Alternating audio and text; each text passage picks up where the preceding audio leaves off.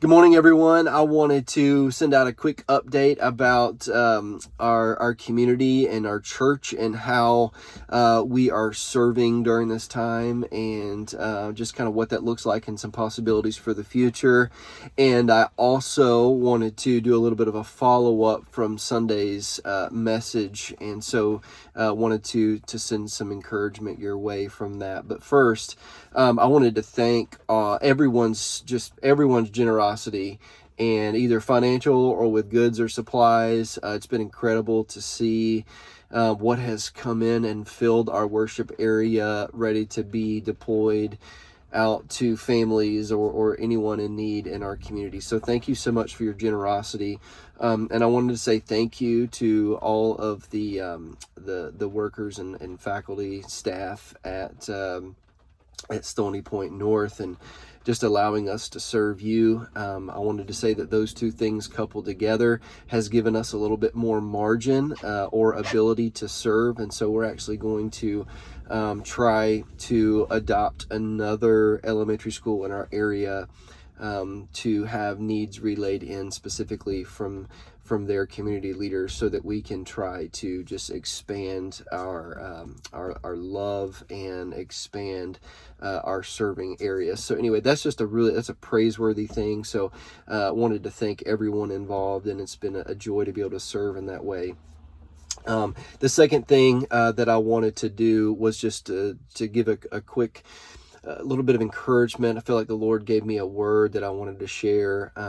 And as we talk about as a church being bright, Jesus said that we are the light of the world, and light represents good, it represents order, it represents provision, it represents justice, all those things. Anything good you can think of, the light represents in Scripture. And Jesus says that we are the light of the world. And this is right after he said that. He said, quote, "I am the light of the world." And so therefore he's passing the baton to us to be in our communities what he was to the communities around him. And so we have big shoes to fill, but we have a really big God who is just doing a work in our hearts and lives. And so it speaks a lot to our situation right now, because we have an opportunity to be a light in ways that many of us have never seen before, or been able to wrap our minds around, or even just imagine.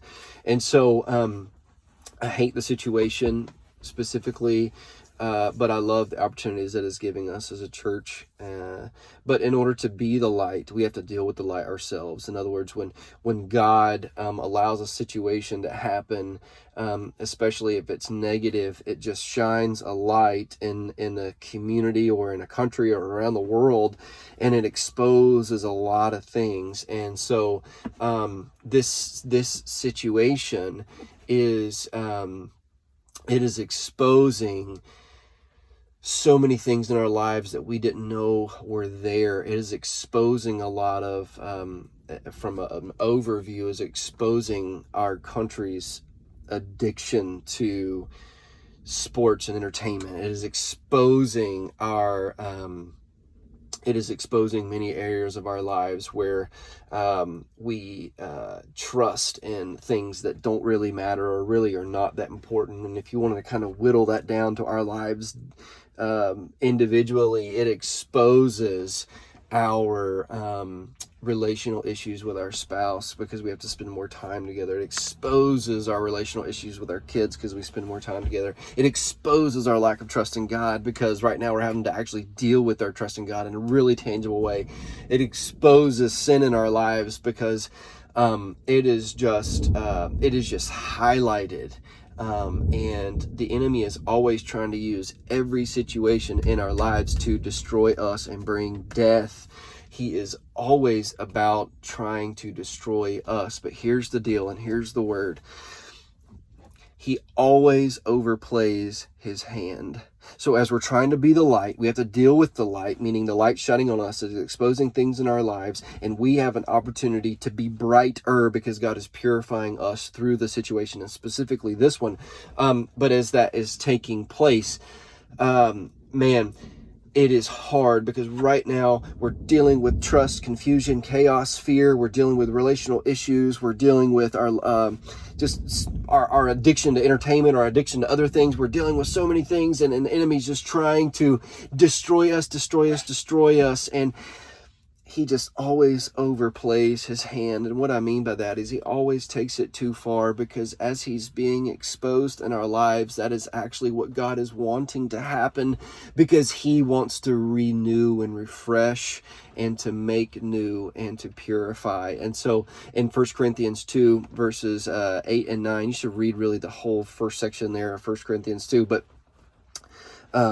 it says, it's talking about wisdom, and it just saying that enemy, the devil, Satan, the evil spirits, the demons, they do not know the overall plan. And if they had known, they wouldn't have crucified Jesus, because they overplayed their hand and played right into the hand that God was actually designing for eternity, was for Jesus to actually be crucified and pay the price for our sin. And so, if you take that and just apply it to every situation in our lives that we're struggling with right now, as we're struggling, the enemy is exposing itself, it is overplaying its hand, and it is now God using all of those things to purify us of those things, to make us more bright. And it says in 1 Corinthians 2 verse 9, it says, if man, we have no idea, we couldn't even imagine the plans that God has for those who love him. And so right now, as we're struggling and just wrestling through stuff, try to imagine the plans that God has for you. Imagine the purification and health and good life-giving fruit in your life that God has for you through this season. Allow the enemy to overplay his hand by trusting God with what is being brought to the surface. So I want to encourage you today that as you're struggling and dealing with all this stuff, it is not a surprise to God. And he is actually, if we lean into him, he's going to turn it on its head, and he's going to make us closer to our spouse, closer to our kids, closer to him, closer to those around us, more serving, more sacrificial, more whatever it is. God has so much that he's wanting to do. And so I want to encourage you today to lean into the Lord and trust him as the light is shining on us, because I guarantee you that as he's shining the light on us, what he's doing is making us brighter and brighter and brighter and brighter and brighter. And so I'm thankful for what it's going to do. And I'm thankful for you. I'm praying for you, church. And I hope this is encouraging to you. Please, please, please direct everyone that you can to our website, as well as we have a needs form right on the front page to request needs or try to fill a need.